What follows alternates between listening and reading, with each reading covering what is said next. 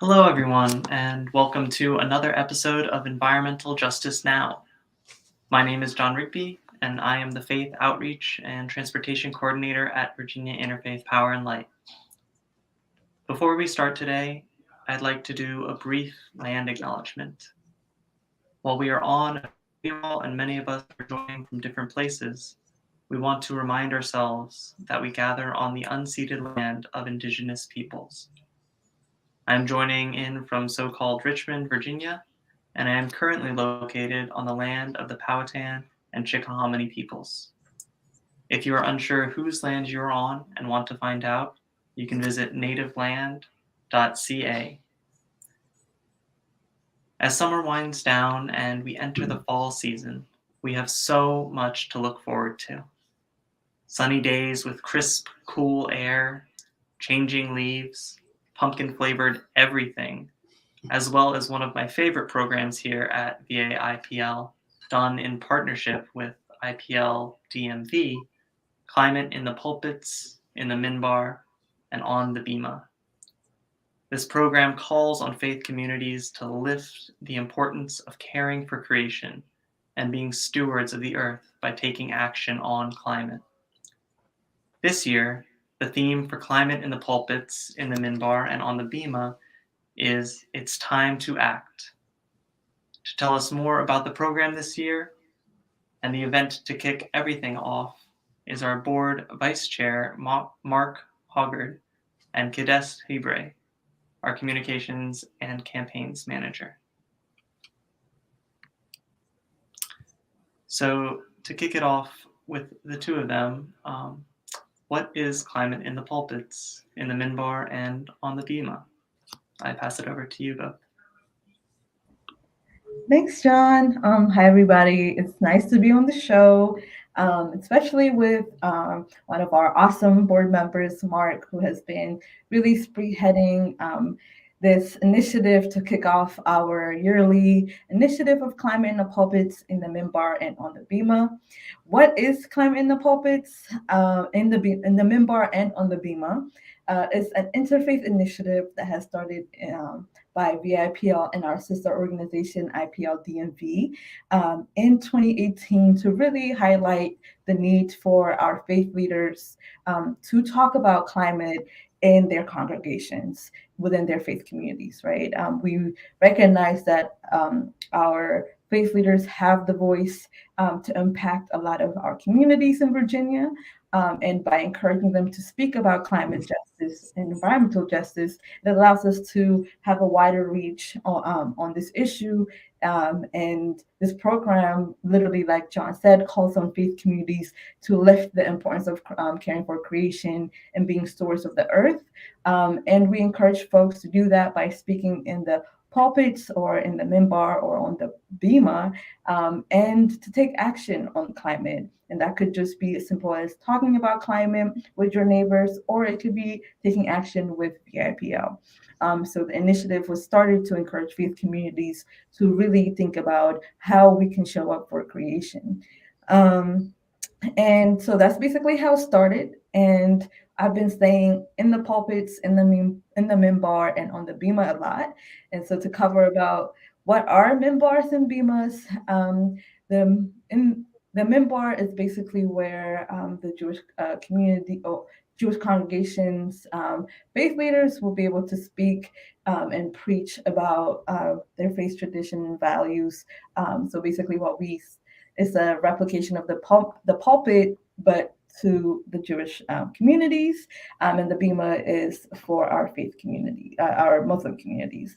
So we are an interfaith organization, and we recognize that we have to speak interfaith values in when we talk about climate justice, because all communities are impacted. So this program also reflects the need for interfaith collaboration, as well as encouraging other faith communities beyond our Christian community here in Virginia to really uplift the word of caring for our creation. So that's basically why we started this, how it started, when it started, and how it really embodies the interfaith spirit that VIPL carries. Wonderful. Thank you, Kades. And so this season of Climate in the Pulpits, in the Minbar, and on the Bimah runs from September until November, with a kickoff coming up called the Climate Revival on September 13th. If Mark, you wanted to say a bit more about that. Yeah, I'm really excited about this event in 2018, 2019. I took a class from a group called Just Faith. They're based in Louisville, Kentucky. And it's a 21-week program focusing on justice issues among people of faith.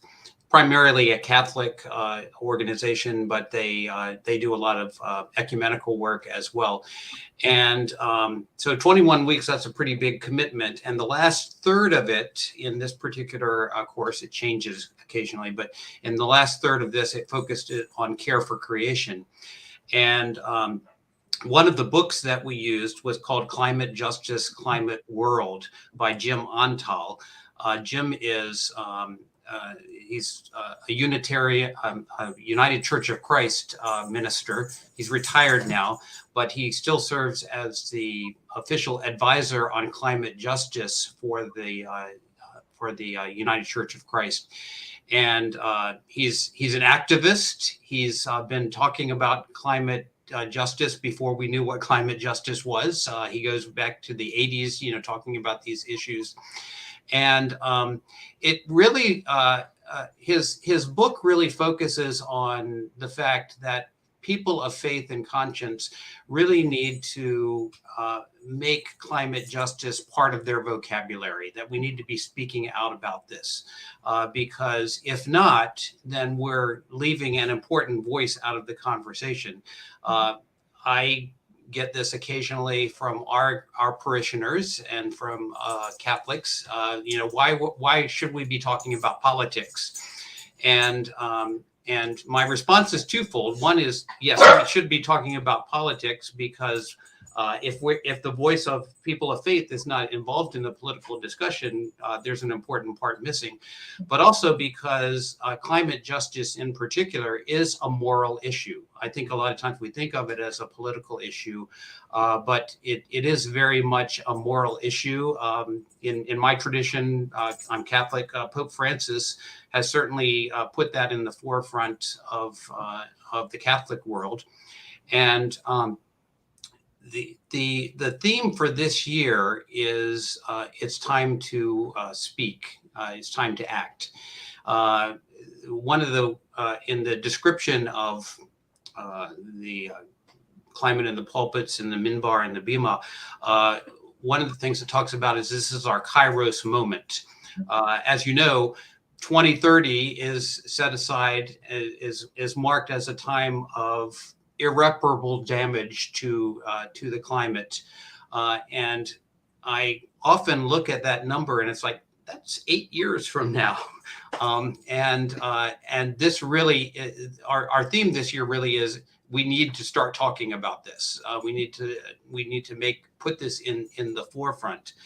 And that certainly, when I saw that theme, I suggested Jim as the speaker for this because that's something that he's been talking about since the 1980s. Absolutely, Mark. And I just kind of want to add on a little bit about our kickoff. And I'm sure that this, our producer in the back will put the link to sign up in the comments for you all. But it is happening next Tuesday, September 13th from 6 to 9 p.m. And this is a statewide event. And it will be taking place at 4 different congregations across Virginia, covering all faith backgrounds. And we are welcoming all people of faith. We embody the spirit of interfaith dialogue. So this is an interfaith dialogue where we are inviting all people of faith to come and join us. And you can sign up using the link that you see on the screen or in the comments. And one of the host places is actually Mark's church in Hampton at the Immaculate Conception Catholic Church. We also have one in Bristol, Tennessee at the border of Tennessee, and Virginia at the First Presbyterian Church. And the First Unitarian Universalist Church of RVA will be hosting the Richmond event. And we will also have another event in Roanoke, and they're all happening at the same day at the same time. And the Roanoke one will happen at Williams Memorial Baptist Church. And when you sign up, you'll get this information, and it's also in the sign up link to know their exact location and when to show up. And we are excited about Reverend Dr. Jim Antel, like Mark mentioned. He has an awesome book called Climate Change, Climate Church, Climate World. And he has really has been preaching about this way before my time, and way before even I was born. So we really are sharing his wisdom and his expertise for a lot of us who are just getting started to talk about this issue. You just officially made me feel old there. That was not my intention. But it's just to show that this has been an issue in his mind for a really long time, and he has great expertise on how to really talk about this issue. And that's the whole point of Climate in the Pulpit. So, and recognizing that creation is at a turning point. And like Mark mentioned, we are emphasizing that climate scientists have made it clear that we have an urgent crisis on our hands, and the time to act is now. This window to act is our Kairos moment, right? It's the right time. And as people of faith, it's our time to prioritize our various traditions, teachings that really tell us to care for the earth and our neighbors. So we really hope that you join us for the statewide kickoff and commit to getting the message out to your congregation this fall. Yeah, in the materials for this, it talks about this being our Kairos moment.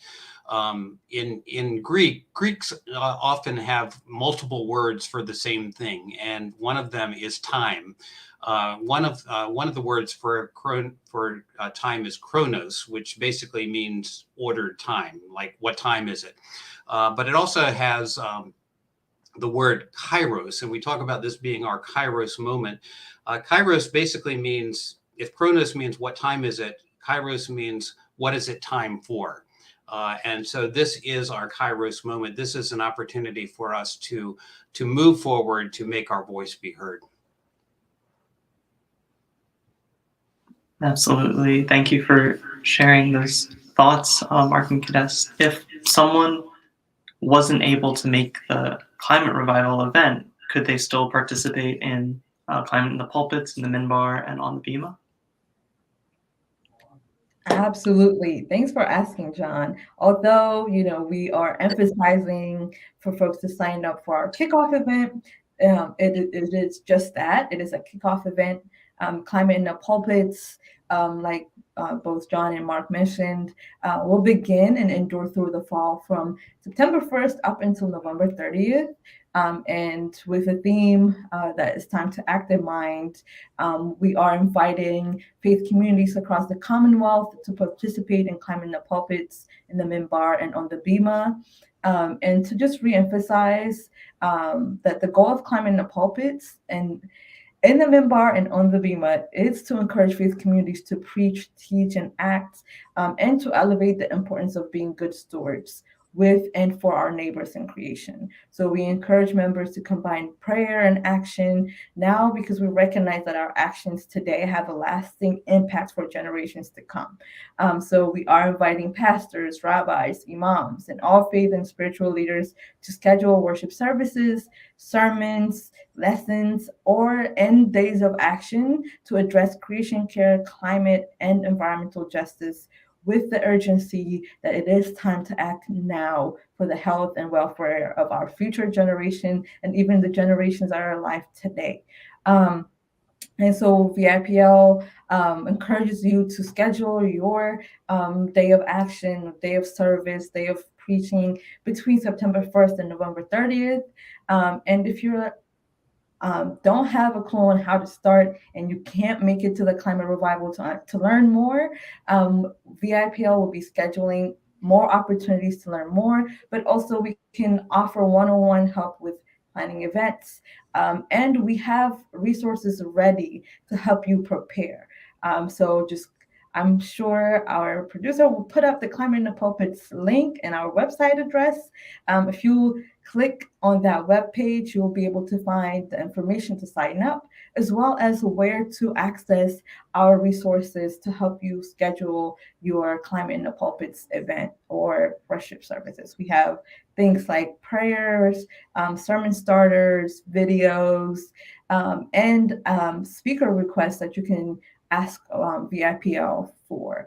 So yeah, that's there's no worries if you can't make it to the revival. We have enough resources for you to go ahead and get started, or reach out to us, and one of our amazing organizers will be able to help you plan or organize a day of action or a day of worship for Climate in the Pulpits. Yeah, we're kind of liberally using the word preach. You may not be actually in the pulpit or the Minbar or the Bimah when you're preaching. St. Francis of Assisi, a quote that's attributed to him is, "Preach the gospel always, if necessary, use words." So a lot of times our preaching is our actions and how we're living our lives. Absolutely. And that could mean encouraging, a simple conversation with your neighbors about the issues of climate and climate justice and environmental justice. That could also mean really regularly checking in with your community organizers and community organizations that are doing this work, so that you show a commitment for action. You show a commitment to really care and uplift the issue that is a crisis today. So yes, thank you so much, Mark, to really actually emphasize that this is a preach. We're using the word preach very loosely. It could just be a simple conversation. Wonderful. Thank you both. And yeah, are there any final thoughts from either of you? I'd just like to emphasize a practical aspect of this. It is very, very, very helpful for you to register for this event, to go online and to register for this. In most of the locations, it involves a meal. And so it's helpful to know how many people are going to show up. It involves a prayer service, so how many people should they prepare for? So if at all possible, if you could sign up for this, register for this online, that would be great. Yes, Yeah. Please sign up and join us at the revival. Also, sign up to get all of the wonderful resources for what you can do after the revival. So make sure you sign up so we can send you locations, although they will be on the sign up form. But we can also need head counts for meals and for space. So please sign up and let us know you'll be there. And we're hoping to see everybody there. Wonderful.